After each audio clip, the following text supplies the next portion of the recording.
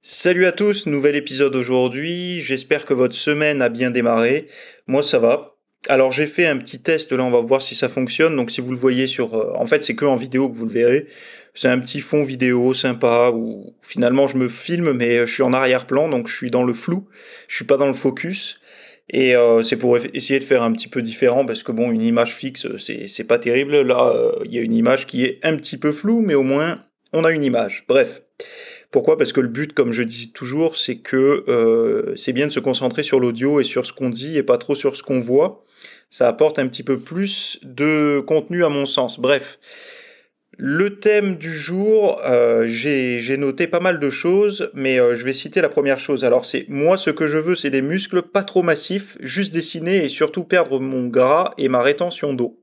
Alors ça c'est le genre de commentaires, de questions, d'interrogations que peut avoir pas mal de personnes, que je peux recevoir, que d'autres vont recevoir également, les coachs et tout ça.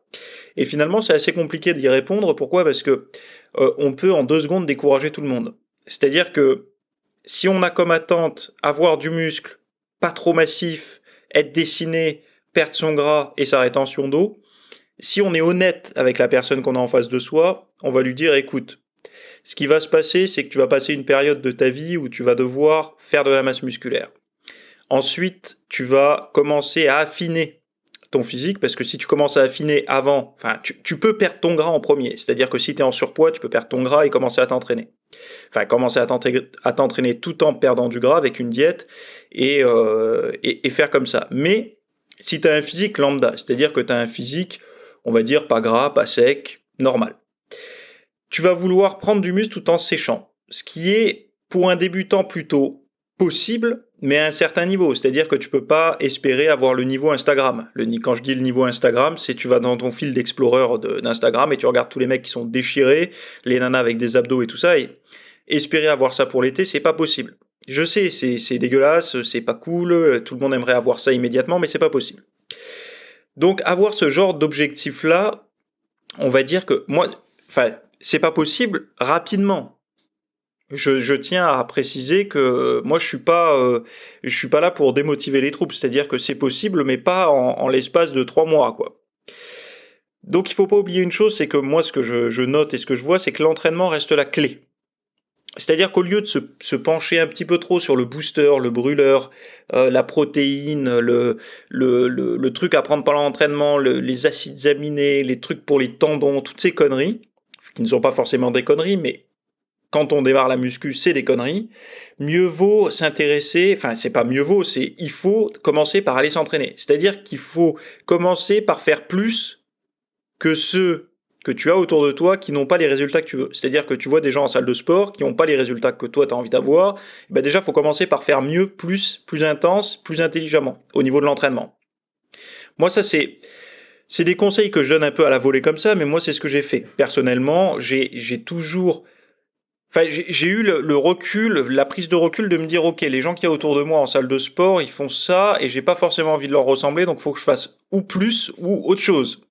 Et donc c'est pour ça que j'ai créé ma propre méthode, enfin, c'est pas ma propre méthode d'entraînement, mais mes protocoles d'entraînement qui me réussissent et qui sont pour moi un petit peu, enfin même beaucoup plus intenses et différents par rapport à ce que je vois en salle de sport. Mais après, faut quand même un certain niveau de passion pour pouvoir se lever tous les matins et se dire qu'on va se défoncer à la salle. Bref. Donc l'entraînement restera la clé. Donc déjà, tu peux me balayer un petit peu tout ce que tu as en suspens dans ta tête. Est-ce qu'il faut que je fasse ci? Il faut que je fasse ça, etc. Non. L'entraînement restera la clé. L'intensité de l'entraînement aussi, c'est-à-dire que aller juste déplacer des charges, ça sert un petit peu à rien. Ce qu'il faut, c'est qu'il y ait une certaine intensité. Cette intensité, c'est facile en fait à obtenir.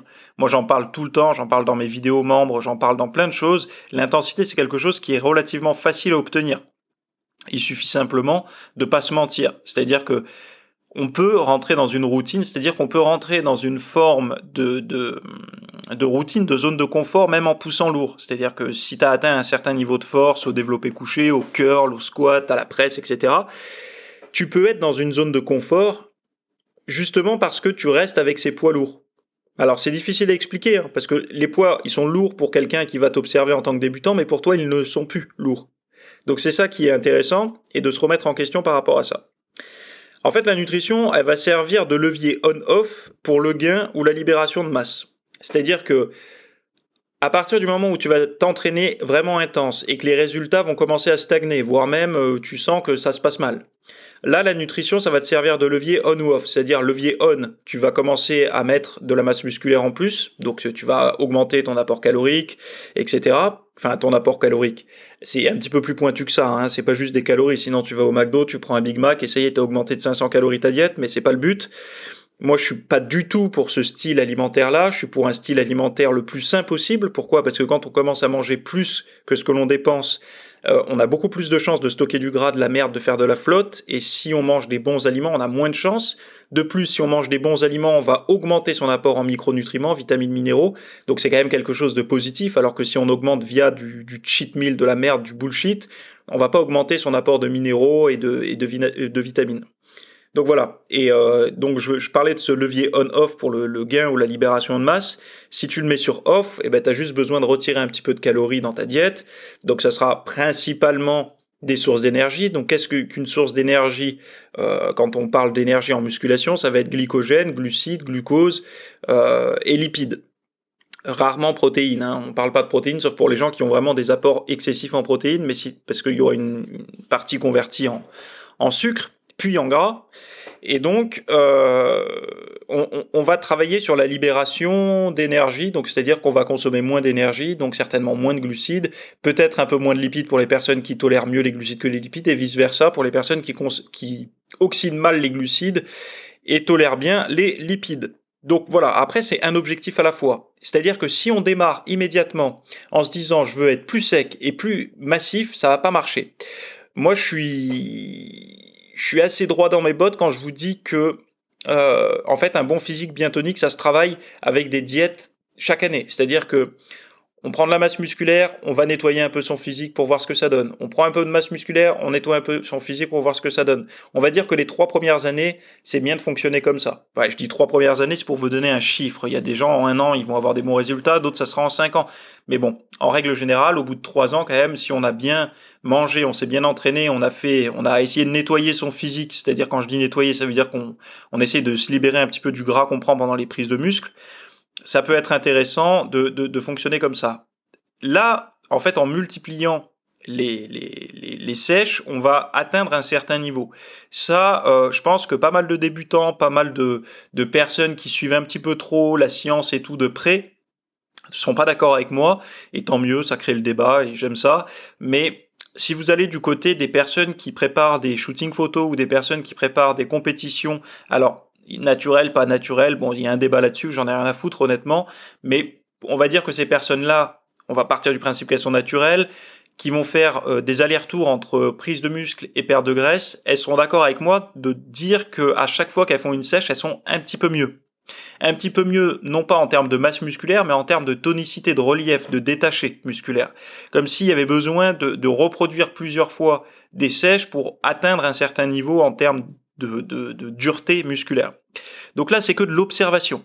Moi, je l'ai observé sur mon physique, je l'ai observé en discutant avec pas mal d'anciens compétiteurs qui n'avaient pas un niveau international, ni même un niveau, on va dire, c'était pas des personnes qui étaient à taille plus 10 kilos hein, en sec, c'était des gens qui étaient quand elles étaient sur scène, pour 1m75, elles étaient plutôt dans les 70 kilos, quoi, maximum, grand maximum. Et déjà, ce qui est un très bon niveau. Parce que quand on sait le niveau de sèche qu'il faut sur scène, quand on est à 5 kilos de moins que sa taille, on peut se dire que la personne a quand même un très bon niveau.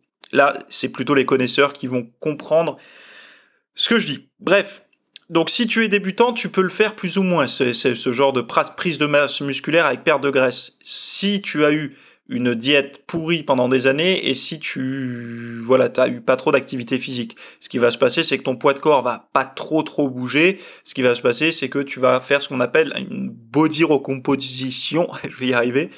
Finalement, c'est simplement que tu vas perdre du gras, prendre du muscle, donc du coup ton poids de corps va pas trop changer et voilà. Mais ça va pas durer longtemps. Ça va pas durer longtemps parce que ton corps va rapidement s'habituer et tu vas stagner.